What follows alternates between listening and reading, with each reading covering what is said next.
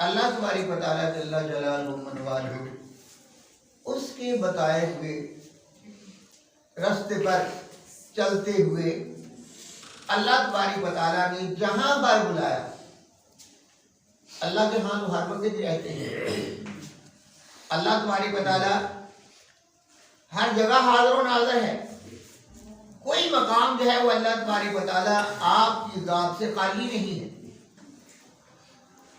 और नबी रहमत सल्लल्लाहु अलैहि वसल्लम उनके मुताल्लिक भी हमारा ये अकीदा है कि आप भी हर जगह मौजूद हैं, अल्लाह ताला भी हर जगह मौजूद है, सरकार पाक भी हर जगह मौजूद हैं। तो अल्लाह तबारक व तआला वो हर वक्त अपने महबूब मुकर्रम अलैहिस्सलातु वस्सलाम की बात जो है वो सुनते हैं, हर वक्त सुनते हैं। और फिर प्यारे आका करीम अलैहिस्सलातु वस्सलाम जो इरादा फरमाते हैं अल्लाह तबारक व तआला जल्ला जलालुहु मन वालहु की अता से वो इरादा पूरा होता है। जो सरकार इरादा फरमाते हैं, सरकार के मोजज़ात, ये तो सरकार की बात है। सरकार की बात तो बहुत बड़ी बात है। जब मलाउन किसे कहते हैं? जिस पर लानत की गई, मलाउन और मरदूद मिर्जा गुलाम अहमद कादियानी, वो अपनी नबुव्वत के बारे में जब अदालत में केस उसका चल रहा था तो हजरत पीर मेर अली शाह साहिब गोल्ड शरीफ वाले अदालत में पेश होने वाले हैं। और ये मिर्जा गुलाम अहमद कादियानी उसने अदालत में ये दावा किया, आपसे उसने बात की, उसने कहा कि तुम भी नबी पाक अलैहिस्सलातु वस्सलाम की शान में किताब लिखो, किताबें लिखो, मैं भी लिखता हूं। जो ज्यादा लिखेगा ना वो सच्चा होगा, जो ज्यादा लिख देगा वो सच्चा होगा। तो आपने फरमाया तेरे झूठा होने के लिए यही काफी है कि आज तक किसी नबी ने लिखा नहीं है, आज तक किसी भी नबी ने लिखा नहीं है बल्कि लिखवाया है। हमारे आका करीम अलैहिस्सलातु वस्सलाम आपने खुतूत लिखवाए हैं, आपने वही जो है कुरान पाक की सूरत में, अहादीस की सूरत में सब कुछ लिखवाया है। हज़रत ईसा अलैहिस्सलातु वस्सलाम आपने अंजील मुबारक जो है, अंजील मुक़द्दसा जो है उसको लिखा नहीं है, बल्कि आपके बाद आपके गुलामों ने लिखा है। हमारे हाँ अल्लाह तबारक व तआला का कुरान मजीद जो है ये हज़रत सिद्दीक़ अकबर रज़ी अल्लाह तआला अन्हु आपके दौर में तहरीर की शक्ल में आया। पहले तहरीर की शक्ल में था लेकिन किताब की शक्ल में मौजूद नहीं था। किताब की शक्ल में सिद्दीक़ अकबर रज़ी अल्लाह तआला अन्हु आपके दौर में, और जब इसकी अशात की गई तो वो हज़रत उस्मान गनी रज़ी अल्लाह तआला अन्हु आपके दौर में की गई। पहले क्योंकि वो लोग अरबी थे, वो कुरान पाक को अपने अपने इलाके की जुबानों के मुताबिक जो है ना वो पढ़ रहे थे। एक जंग के मौका पर हज़रत उस्मान गनी रज़ी अल्लाह तआला अन्हु आपके दौर में एक जंग के मौका पर ऐसा मामला हुआ कि मुख्तलिफ इलाकों से आए हुए लोग जो हैं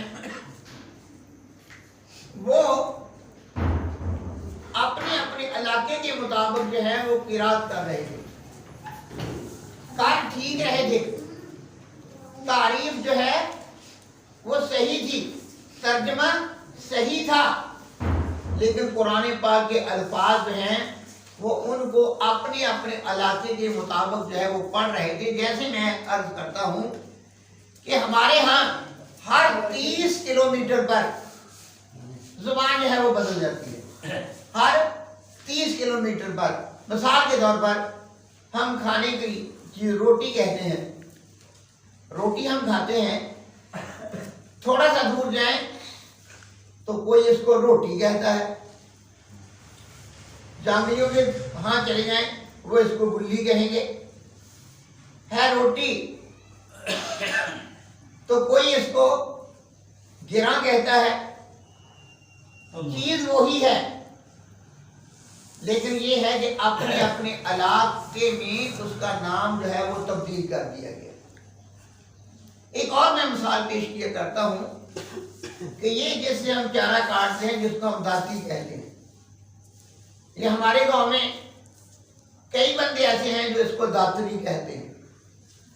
दातरी, कोई दाती कहता है, कोई दातरी कहता है और कोई दरामती कहता है। चीज एक ही है, नाम मुख्तलिफ है।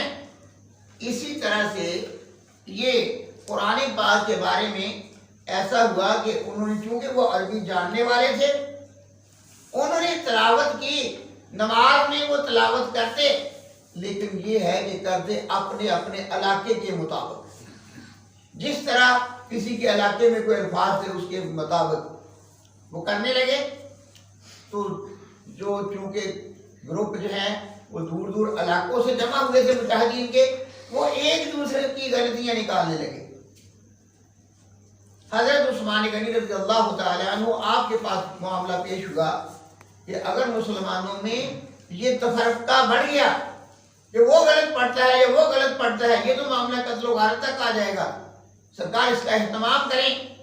तो उस वक्त इसका एहतमाम ये किया गया कि कुरान पाक जो है चूंकि कुरैश की जुबान में नाजिल हुआ है, कुरैश की जुबान में नाजिल हुआ, कुरैश की जुबान में कुरान पाक के नुस्खे जो हैं वो तैयार किए गए, किताबी शक्ल में वो लिखवाए गए।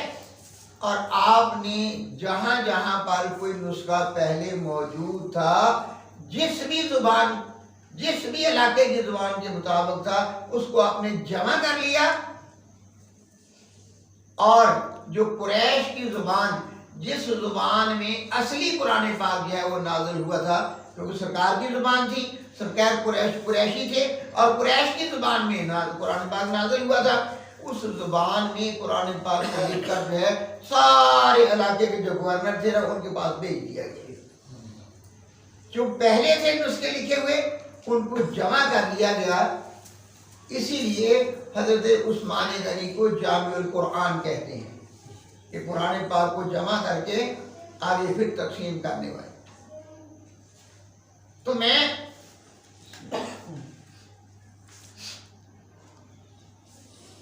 अर्ज ये कर रहा था कि कुरान पाक जो है इसमें जो सूरह मुबारका सूरत फातिहा के बाद शुरू होती है, अलिफ लाम मीम,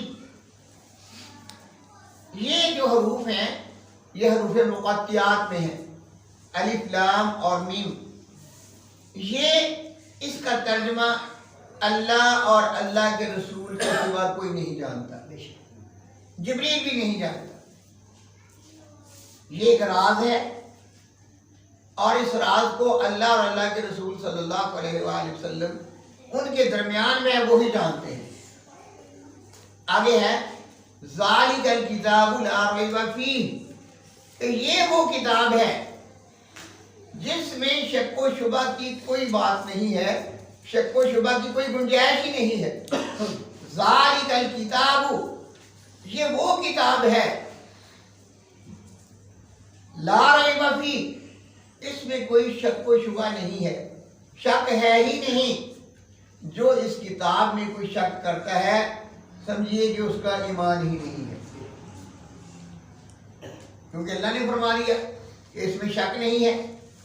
तो अब कोई शक करे तो उसका मतलब यह है कि वो अल्लाह का हुक्म नहीं मानता, और जो अल्लाह का हुक्म नहीं मानता वो काफिर है।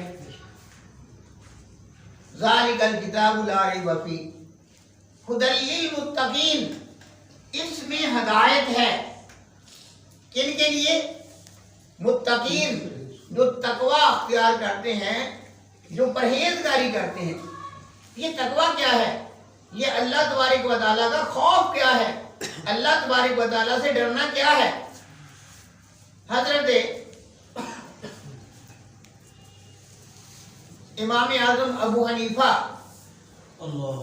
आप कहीं जा रहे थे तो आपके जुब्बा मुबारक पर कोई थोड़ा सा दाग, शायद कोई चिड़िया की बीज वगैरह या तो इस तरह वो दाग जो है ना छोटा सा दाग लग गया, जैसे ही पानी आया आपने पानी के करीब बैठ के ना उसको धोना शुरू कर दिया।